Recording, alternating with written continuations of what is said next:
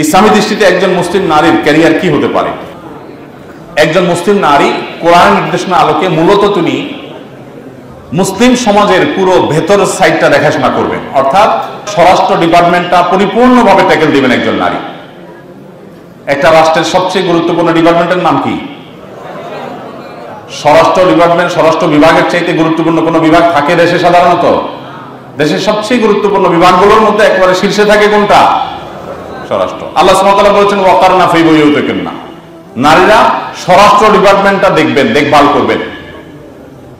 এবং তারা মূলত ডাক্তার, ইঞ্জিনিয়ার, গবেষক, আলেম, দায়ী, শাসক, রাজনীতিকের জন্ম দিবেন এবং তাদেরকে গড়ে তুলবেন।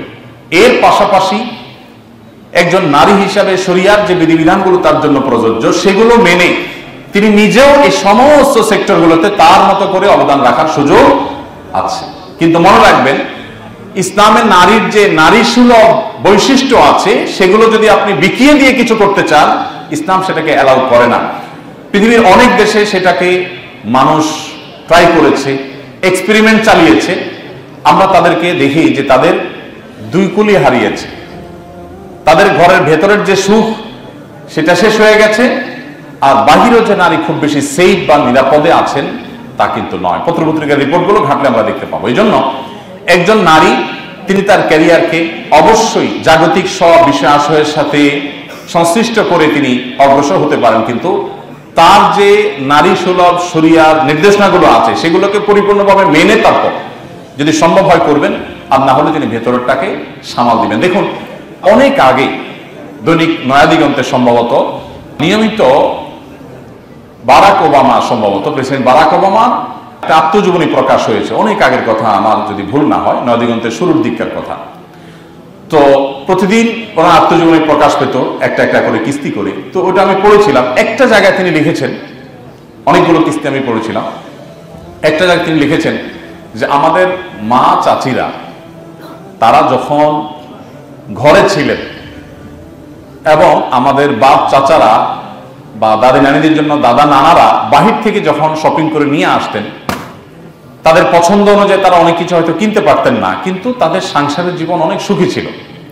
এখন আমাদের স্ত্রী, আমাদের সময়ের যারা, তারা মার্কেটে যে মন মতো শপিং মল ঘুরে নিয়ে আসে, আমরা শুধু কার্ডটা পাঞ্চ করে বের হয়ে চলে আসি। এরপরও আমরা সংসারের জীবনে তাদের মতো সুখী না। এই বাস্তবতাকে আমরা কি অস্বীকার করতে পারবো? আপনার মায়ের সাথে আপনার বাবার বোঝাপড়া যতটা, আপনার সাথে আপনার স্ত্রীর বোঝাপড়া তত ভালো না। এই বাস্তবতা অস্বীকার করা যাবে? অথচ তারা কিন্তু ভালোবাসা আদান প্রদান করার তেমন সুযোগ পেতেন না।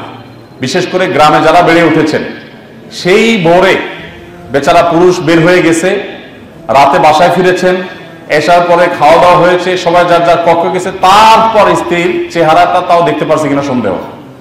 কারণ কারেন্ট ছিল না, হারিকেন বন্ধ করা। আর এখন সুবহানাল্লাহ,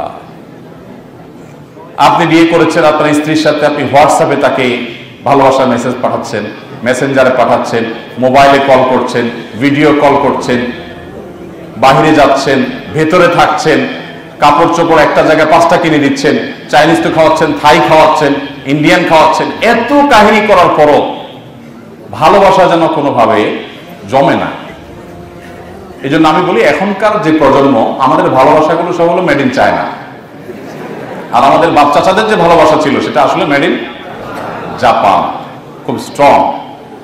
তো এই কথা বলার উদ্দেশ্য হলো যে একজন নারী, একজন মা, তিনি যদি মনে করেন যে না, আমি ওয়েস্টার্ন কালচার দ্বারা প্রভাবিত হয়ে যা খুশি তা করবো, তাহলে তাদের মতো আম এবং ছালা দুইটাই হারাইতে হবে।